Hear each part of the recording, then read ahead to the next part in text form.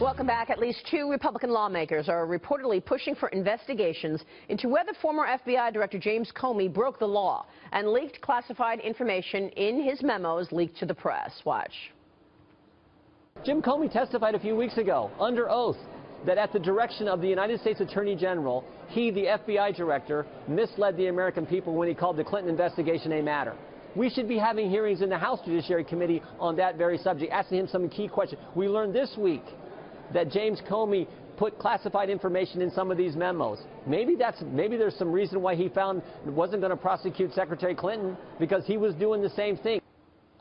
Now, The Hill reported last week that more than half of Comey's memos about his meetings with President Trump contained classified information. Let's bring in Bud Cummins right now, a former U.S. attorney in Arkansas who worked with Comey and is now a partner at Avenue Strategies. Sir, it's good to see you again. Thanks so much for joining us.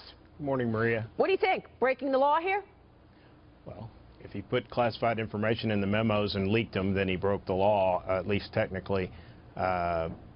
I don't want to get too far out on this because, to be honest with you, I'm skeptical of this story. I think Jim Comey made a lot of unfortunate decisions, starting with the Loretta Lynch plane trip and going forward, but I have a little trouble believing that he did this without further proof. Yeah, look, I think that, you know, he obviously was dealt a tough hand. His boss was very clear in terms of wanting to suppress this investigation. She told him to call it a matter, and he did that. I mean, he did mislead the American people by calling it a matter, no? Oh, he did. It was a criminal investigation. She was interfering. She created a massive appearance of impropriety by meeting with Bill Clinton. And what Jim Comey did, and I don't think he intended to make a mistake, but he made some unfortunate decisions to try to cure all those things from his seat at the FBI, and it resulted in probably a justified termination and a change at FBI. So do you think we will see an investigation here? Should we see an investigation and whether or not he did, in fact, break the law by passing that information on to the press? And he admitted it right there in the hearing. Yes, I wanted to affect change. He wanted a special prosecutor. Yes, and I think that was wrong. It's part of this cascade of events that's led us into all these investigations into an allegation that has no evidence underneath it, this idea of Russian collusion. I think that's real unfortunate. I think somebody should look at the memos, and it's really a pretty quick determination. They're well trained at determining what classified information is and isn't, and somebody can take a look at that. Somebody should.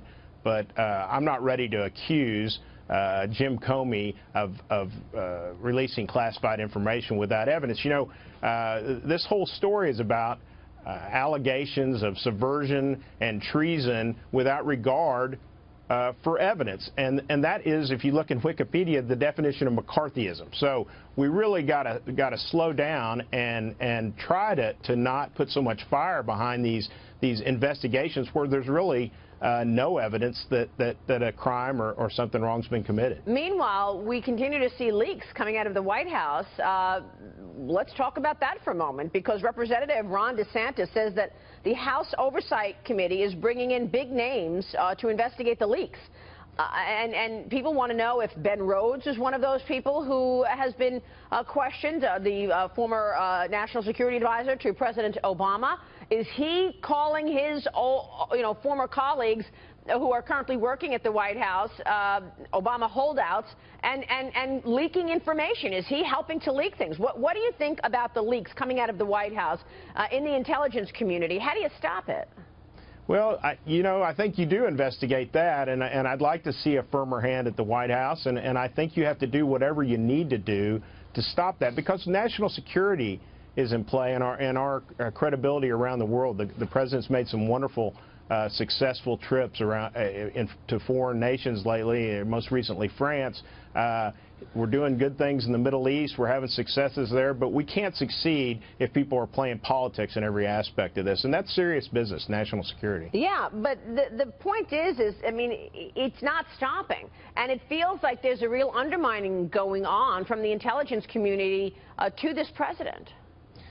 That's correct, and I think that is happening, and that should be investigated, as opposed to Russian collusion, which there's no evidence of. I think we ought to to look at the things that we know happen and try to find out why they happen and who caused them to happen.